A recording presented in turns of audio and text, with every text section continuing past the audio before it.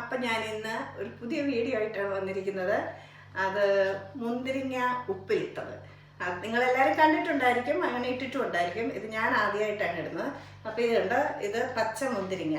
ഇത് ഇങ്ങനെ ഈ പാക്കറ്റിൽ കിട്ടുന്ന ഒരു പാക്കറ്റ് മുന്തിരിങ്ങയാണ് എടുത്തിരിക്കുന്നത്. ആദ്യമായിട്ടായതുകൊണ്ട് ഞാൻ കൂടുതൽ ഇടുന്നില്ല, കുറച്ചേ ഇടുന്നുള്ളൂ. പിന്നെ ഇതിന് വേണ്ടുന്ന സാധനങ്ങൾ എന്ന് പറഞ്ഞാൽ ഇത് ഞാൻ കഴുകി എടുത്ത് വെച്ചതാണ്. പിന്നെ നമുക്ക് വേണ്ടുന്നത് കാന്താരിമുളക്. കാന്താരിമുളക് ഇവിടെ വീട്ടിൽ തന്നെ ഞാൻ പോട്ടിൽ നട്ട് വളർത്തിയതുണ്ടായിരുന്നു, അത് തീർന്നു പോയി.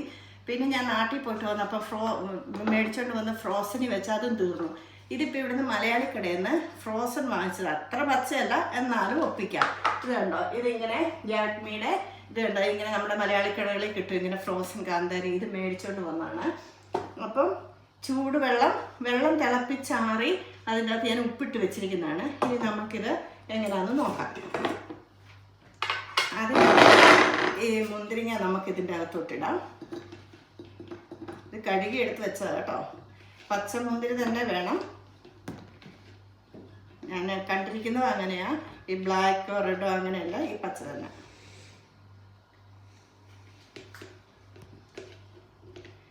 അപ്പം ഇത് മുന്തിരിങ്ങ ഇട്ടു.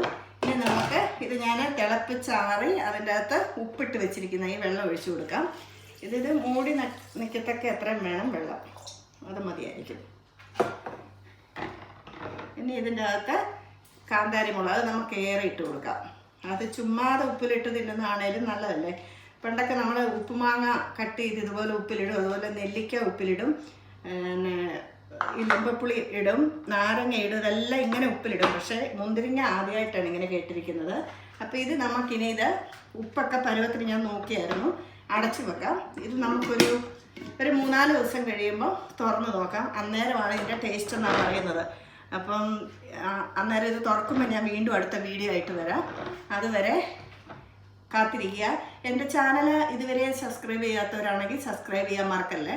അതുപോലെ തന്നെ ഞാനിടുന്ന ഓരോ വീഡിയോയും ഇഷ്ടപ്പെട്ടാൽ ലൈക്ക് ചെയ്യാനും കമൻറ്റ് ചെയ്യാനും ഷെയർ ചെയ്യാനും മറക്കരുത്. വീണ്ടും ഞാൻ മറ്റൊരു വീഡിയോ ആയിട്ട് വരുന്നതുവരെ ബൈ ബൈ.